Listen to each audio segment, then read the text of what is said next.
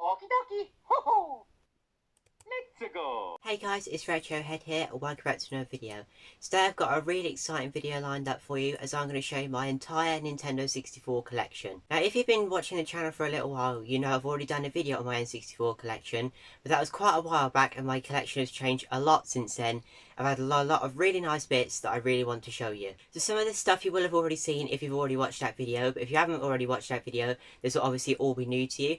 Now I have over 25 games, 2 boxed consoles and some boxed accessories I want to show you. If you like this sort of thing, then please like, subscribe to my channel Retrohead, as it inspires me to make more videos for you guys to watch. So I think it makes sense that the first thing I'm going to show you is my boxed Nintendo 64.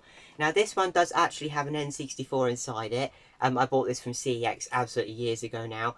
But the box is in really good condition, apart from it's a bit dusty. It's been on my shelf for a lot of years. But it's in really good condition. Just an original basic Nintendo 64 in the box. I bought this for around £120 absolutely years ago from CEX. I've got no idea what the price on it is like now. I can imagine it's a little bit more, but not too much more. But yeah, the console inside this is the original one that used to come inside it. Now, I did used to use this console to play my N64 games, but if you've been watching my channel for a little while, you'll know that I bought a Nintendo 64 out of a charity shop for £15. So the first thing I'll show you is a charity shop find, and as you can see, I'll put a picture of what I found in now.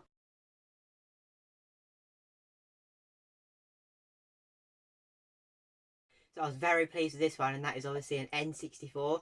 I didn't film it, I just took a picture because I think someone behind me quite wanted this and they weren't very impressed when I picked it up. So yeah, I was really pleased to find this before then. But I bought a Nintendo 64 for £15 out of a charity shop. So this is my original N64, and the one I use on my telly is that charity shop N64. But the other N64 I've got in the box is probably one of my most favourite things in my entire collection, and that is a great, fantastic N64 in the box in amazing condition. Now I actually got this for Christmas last year. This was an amazing piece to add to my collection, and it's probably one of my favourite things in my entire collection. Obviously the fantastic N64s are very, very expensive to add to the collection, obviously, because they're very, very desirable, but I would absolutely love to have a couple more of these in my collection in the years to come. Let me know your favourite coloured Nintendo 64. Now, I'm not going to get this all out of the box to show you, but I just wanted to show you the outer box. It's in amazing condition. And like I say, this was from CEX. My family did buy it for me from CEX, so they got lucky with the condition of this one. So I do own quite a lot of controllers just loose at their boxes. I've got a grey, a green, a red and a blue. But I do also own one in the box, and that is a black one. This is really, really good condition, eBay purchase.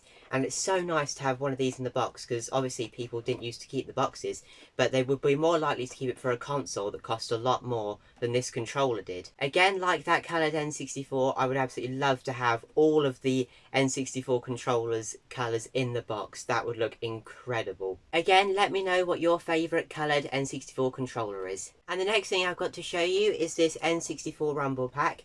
Now, I actually bought this from a gaming market, but it was quite a long time ago before I even started the channel, unfortunately. But this was £20, and I think a Rumble Pack on CEX is like close to a tenner. Might be like 7 or 8 quid. So to get this one for 20 quid with the box and also its user booklet inside, I thought was an absolute bargain. And it also comes in handy for those games that use Rumble, because if you don't know, the N64 doesn't have Rumble built in its controllers. You had to have the Rumble Pack to have the Rumble feature. But a very nice piece to have still in the box after all of these years. Now, I'm not big on collecting Japanese games, but I do have one Japanese N64 game I'll show you before I start showing you my actual English N64 games. But this is Mario Tennis on the N64. I haven't even got this in the English version yet, but this is really cool. I bought this from Sore Thumb, again, before I had a YouTube channel. I would love to have been there with a YouTube channel. Hopefully I'll be there again someday when I do have the YouTube channel, because if you haven't, search up on YouTube, Sore Thumb York Retro Gaming Shop, and the tours like that shop is incredible. And this was only £15 for the Japanese version in the box. It's not actually sealed, it's just got this perfectly fit plastic sleeve, so don't get excited, it's not sealed. But it is in really good condition and an awesome piece to have in my collection. So now on to the games. So the first game I've got is actually in a bigger box. It's a version of a game that you could buy in a smaller box, but this comes with a load of goodies inside as well. And that is Lilac Wars on the N64. This comes with the game, obviously, a strategy guide, and a Rumble Pack. I believe that's everything. and also a load of other leaflets and stuff that come with the game. But this is absolutely complete in box, apart from the insert.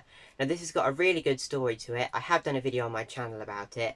But this I found in CEX. Now it's, like I say, fully complete, apart from the insert. This should have been £38. But I thought I would say something about it not having an insert. And I said, should this be unboxed price if it hasn't got the insert? And they said, yeah, it should be. I don't really know why we took it as boxed without the insert. So they managed to knock this down to £18 for me, which is absolutely amazing. And Lilac Wars is such a great game. And I think loose on CEX, this is only like £3 or £4, so I definitely recommend playing it. But to get this for under half of what it was meant to be in CEX, I was really, really excited to have it. So, being a channel that absolutely loves Mario, there's only one game I can show you first, and that is Super Mario 64 on the N64. I know you've probably heard it 1,000 times from like loads of people, but this game is just absolutely incredible.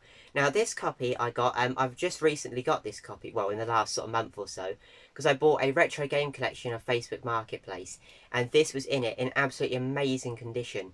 And my original copy I had in the box was sort of like an 8 out of 10 condition. It wasn't bad at all, but this is like a 9 out of 10. It's an absolutely amazing condition, and again, what an incredible game. And if you haven't played this game, you need to play this game. Next up we have Mario Kart 64. Now I know a lot of people really like this N64 game. Obviously it's Mario Kart, so I do quite like it. But I never really got on with this Mario Kart as much as the others. My favourite has always been the version of the SNES, but I really can't get on with this game very well. The tracks just seem to take so long. Like each race seems so long, and the music just seems a little bit boring to me. But I do still really enjoy this game. I like playing it from time to time. Not my favourite Mario Kart, but still a very good game. The next game I've got to show you is Mario Golf, and this is a really fun game.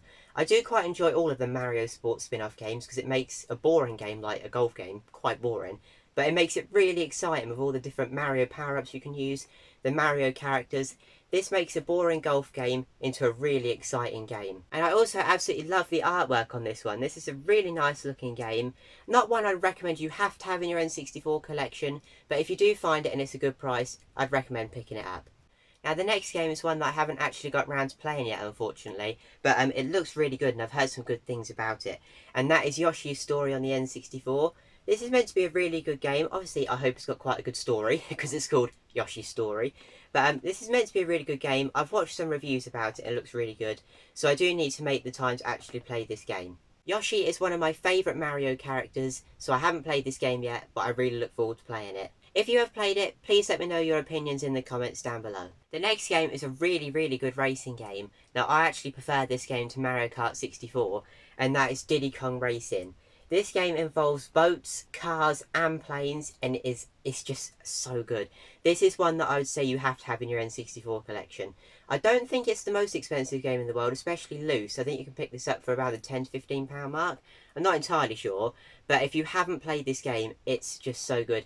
If you've played Sonic All-Stars Racing Transformed, the concept of this game is a little bit like that, but this is much, much better. This is also helped made by Rareware, the people that make Banjo-Kazooie, which is also a game that I absolutely love. Next up, another game that Rareware helps develop, and that is Donkey Kong 64.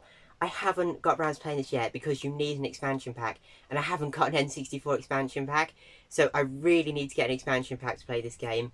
This is another game that I've heard a lot of good reviews about. Again, please let me know what it's like if you've played it, because I really, really do want to play it. I just don't want to drop 50 quid on an N64 expansion pack. If I was to get one, I would like to find it in the box one day. Next up, we have F-Zero X. This game is absolutely brilliant. I love the F-Zero games. The SNES version is my favourite, but this is my second favourite. This is a really good game. I love the music on it as well. Such a fast-paced, futuristic game on the N64. Again, this is one that I would say you need to have in your N64 collection. Next up, we have Wave Race 64. Now, this is a really good jet ski game. I believe this is the second one in the series after the Game Boy. I don't think there was one on the SNES, but there was definitely one on the Game Boy, because I do own that. But this is such an amazing game, and the graphics on it still hold up today on the N64. My favourite version is probably the GameCube version, but this is a really fun game, and quite an affordable one on the N64. Let me know if you've played it, because this is such a fun game, and if you haven't, I definitely suggest you do so. Next up, we have Pilot Wings 64.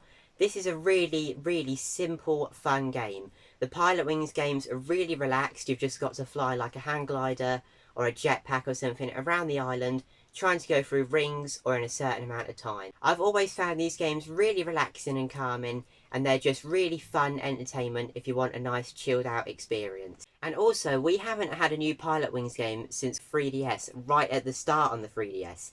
And that was only like the second one, I believe. I think there's only this one and the 3DS version, and we need one of these on the Nintendo Switch. Next up on the N64 we have 1080 Snowboarding. This is a really fun game. Some of the jumps and tricks you can do on this game is absolutely incredible, and this one also is quite an affordable one on the N64, and this is one I've had in my collection for absolutely years. This is a really fun, quite simple, but again, awesome game. Next up we have one of my favourite N64 games, and that is Banjo-Kazooie. This game is absolutely awesome, a little bit like in the style of Mario 64 or like Donkey Kong 64. It's like a big 3D world game. It's so fun. If you haven't played this game, you definitely need to, because it is just so fun. Quite hard at certain points, but a really fun game. You all know, if you watch my channel, that I absolutely love driving games, so having F1 World Grand Prix on the N64 was a must for me. This game is a really cheap game. You can buy this for like a tenner boxed in most gaming shops. Most gaming shops do have this game, and it's really fun, but not as good as the next game I'm about to show you, which of course has got to be F1 World Grand Prix 2. Not overly different to F1 World Grand Prix, but this one just is slightly improved, and the controls are a little easier to get the hang of for me, so I really do enjoy playing this game. And I think I bought this for like £6 or £5. I think it was £6 in Omega's Emporium. So this was an absolute bargain for anyone's N64 collection. And what N64 collection would be complete without 007 GoldenEye? This game is the best FPS game I've ever played, and I don't even really like FPS games very much, but I absolutely love this game. Now, I've had this loose in my collection for absolutely years, but this again was from that Facebook retro gaming collection that I bought, and this is an absolutely incredible game, and the condition on this copy is absolutely amazing, except from that sticker, which I don't think I'm going to even attempt to remove that one. It looks too tricky. I don't even think Retro Ghetto would be able to get that sticker off. Next up, we have a really fun puzzle game on the N64, and that is Wet Tricks. This is a really good puzzle game, one that I bought quite recently from CEX, and it's a really fun game. Now, I also do really like the artwork on this one, because a lot of N64 games on the side and this side are black, but this one's actually like bright pink, which I think looks really good on a shelf. Not one I say you really need to have in your N64 collection, but if you see it out and it's cheap, definitely worth a pickup. Now, I love my one-on-one fighting games, and then when I saw Fighter's Destiny on the N64, I had to buy it. I think I paid £15 for this copy, not in the best of condition, but one of the main reasons I bought it was for this Mario in the top corner. Love that. This will never be as good as Street Fighter or Mortal Kombat. Them games are just amazing. This one is like, it's just okay. Not one I recommend you have to play, but it's probably worth a play at least once. And also, some of the mechanics on this game are a little bit different from Street Fighter and Mortal Kombat, so this is definitely worth a play at least once. Next up, we have Turok Dinosaur Hunter. Now, this is just an incredible shooting dinosaur, crazy blow-up kind of game. I don't really go for these type of games, but the Turok games are absolutely incredible. Like I say, I'm not the biggest shooting fan, but when it's to do with dinosaurs, that just makes it a bit more interesting for me. Here we have Turok 2, obviously, after the original Turok. This game I don't like as much as the original. It's still a really fun game. And like I say, I'm not the biggest shooting fan, but the Turok games, what they are actually pretty fun. Anything to do with dinosaurs is also going to make it a bit more exciting. I haven't got round to playing this next game yet, so you'll have to tell me what it's like if you've played it, and that is Turok Rage Wars. I can imagine it's pretty similar to the other two Turok games, which is why I haven't actually got round to playing it yet. I will play it at some point, it's just not on the top of my list, but I do really like the writing on the front is like shiny. I do really like that. Next up, we have FIFA 98. This is another N64 game that I haven't got round to playing yet, because I can presume it's just another football game. It does look pretty good. I do also have this on the Super Nintendo there, as you can see. But that game on the SNES is actually really rare. The one on the N64 isn't obviously very rare, so it's a nice cheap one to pick up on your N64. This next one is a football game that I do really enjoy, and that is World Cup 98.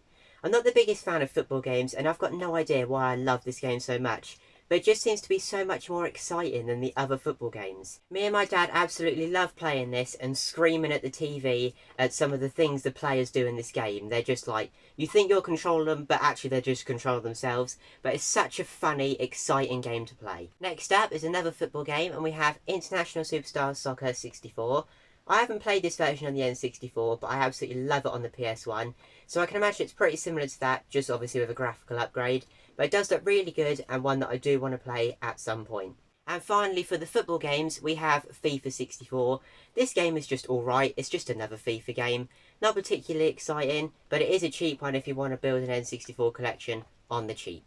Next up, we have a pretty rare but awesome N64 game, and that is NASCAR 99. Again, this was another purchase from Sore Thumb in York, and this is just awesome. I love NASCAR, and this game is so fun, and you just never see this game. You never really see NASCAR games at all in this country. If you find this when you're out and you like racing games, definitely pick this one up, because you might never see it again. Next up on the N64, we have South Park. This is an absolutely brilliant game. If you like South Park, you have to buy this game. Some of the references from the actual TV show are absolutely hilarious. I bought this from a recent toy market. If you haven't seen that video, do go and watch it because I got some amazing pickups. But this game's absolutely awesome and worthy of anyone's N64 collection. It's Forsaken. This is one of the only N64 games I actually bought from a car boot. There was no games on a stall. This was the only gaming thing. I asked how much and they said £3, which for any box N64 for £3, I'm gonna buy. And this is a really cool game to play, and it kind of messes with your head a little bit. I found this kind of really messed with my head. So if you haven't played this and you want a unique gameplay experience, definitely play Forsaken.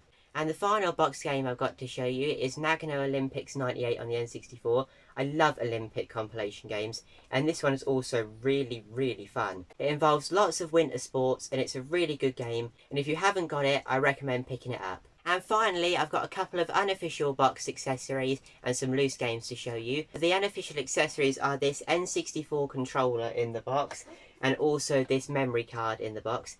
This was £2 from a pawn shop in Ipswich, and this was £3 from a car boot. And yes, they are as terrible as they look. Now, I only collect boxed games, and I only have a few loose games, and I only buy these if I see them at car boots or CEXs for £1 or £2 each. So the maximum these will cost is probably £3, and that is Mission Impossible, NBA Courtside, a really fun game, FIFA 99, Extreme G, again, an awesome game, Top Gear Overdrive, Buck Bumble, a very underrated game, V-Rally 99, and F1 Pole Position 64. Thank you very much for watching this video. If you did enjoy, please leave a like and please subscribe to my channel. And also let me know your favourite N64 game in the comments down below. Thank you very much for watching, and I'll see you all in the next one. Bye!